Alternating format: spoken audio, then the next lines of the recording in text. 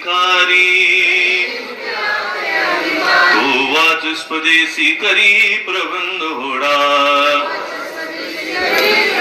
हा दिठवा जयावरी झळके की हा पद्म करू माथा पारुखे तो जीवची परितुके महेशेशी एवढे जे महिमेचे करणे देवाच्या बळे वाणू मी कवणे काय सूर्याच्या अंगा उठणे लावित तसे केवता कल्पतरुवली फुलवरा काय सेनी पाहुणे रूप क्षीरसागरा कवणेवासी कापुरा सुवासुदेऊ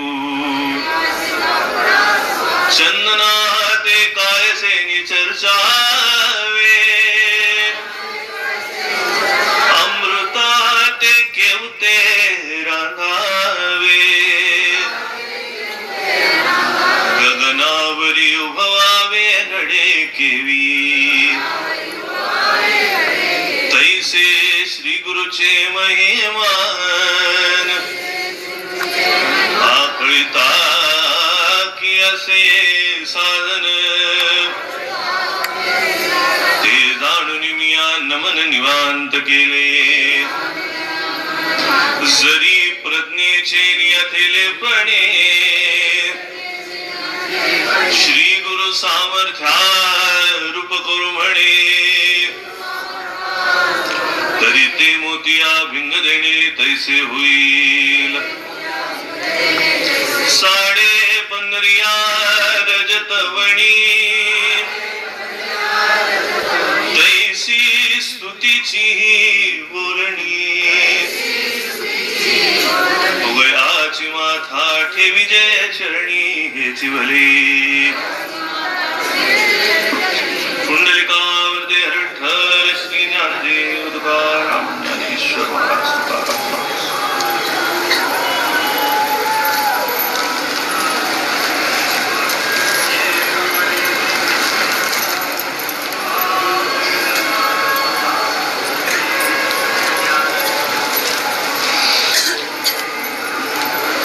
माऊली महावैष्णव संत श्रेष्ठ ज्ञानेश्वर भगवान आणि भगवान प्रभू गोपाल श्री कृष्णजींनी अर्जुनाला जीवन सुखमय आनंदमय पावनमय होण्याकरता श्रीमद भगवत गीता सांगितली आणि गीतेच्या द्वारे ज्ञानेश्वरीच्या द्वारे सर्व मनुष्य मात्राच्या अंतःकरणामध्ये जे भक्ती प्रेमाचं बीज होत त्या बीजाला पालवी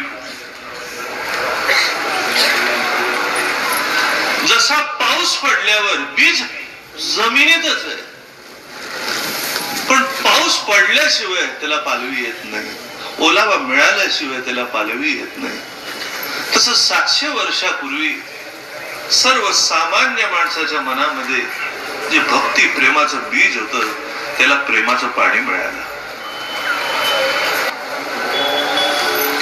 भक्ती प्रेमाचं वातावरण भक्ती प्रेमाची दृष्टीच अलौकिक असते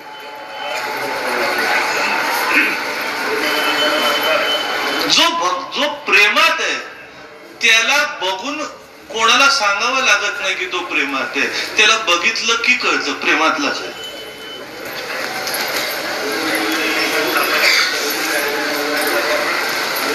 साधं पोर असेल काय आता हल्ली आधी कुठे दिसायचं नाही असं काय पण हल्ली पोरगा कुठे असा मोबाईल घेऊन एकटा कोपऱ्यात बसला असेल की आईला वाटतच काहीतरी आहे गडबड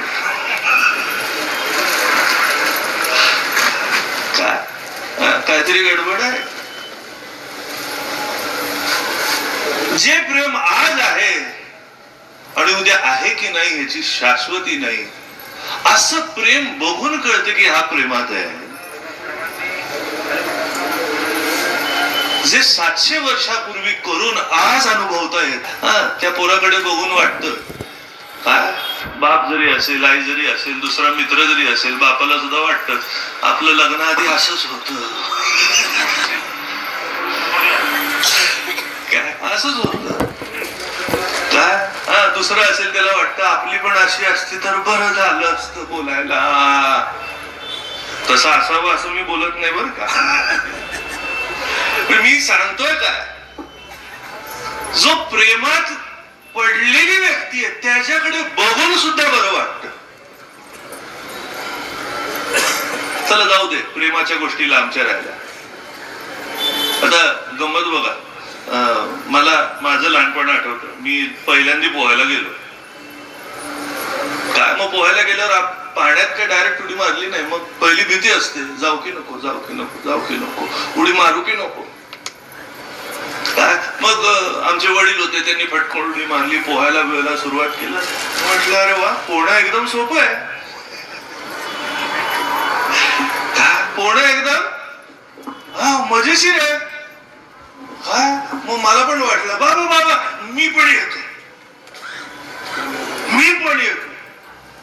काय आणि पहिली उडी मारली ती बाबाच्या खांद्यावर मारली. मग जरा मजा वाटली. वडिलाच्या खांद्यावर उडी मारली, पाणी उडवलं, जरा मजा केली. मग दुसऱ्याला वाटलं की आता आपणच जाऊ, आपल्याला कशाला बाबाची गरज आहे. काय आणि उडी मारून जी गटांगळी खाल्ली तुम्हाला सांगू. त्यानंतर पुन्हा महिनाभर पाणी बघितलं नाही. महिनाभर पाणी बघितलं नाही. नीट लक्षात घ्या, मला येतं किंवा न येतं, मला जमेल किंवा न जमेल हे माझ्याकडे बघून कळत नाही. मी समोर